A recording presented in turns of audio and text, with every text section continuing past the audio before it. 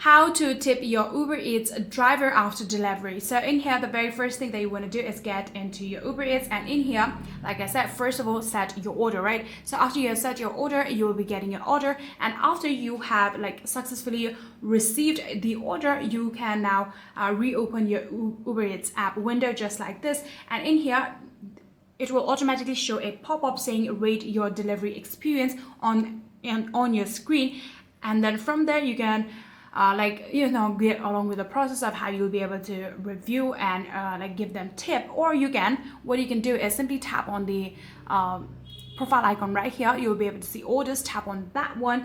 Then from here, if you tap on past orders, here you'll be able to select the specific trip receipt, from where you'll be able to see under the driver profile section a tip option. Simply tap on it and then choose the present tip percent, or click custom amount to enter a manual value, then tap submit, and that is exactly how you'll be able to tip your Uber Eats driver after delivery.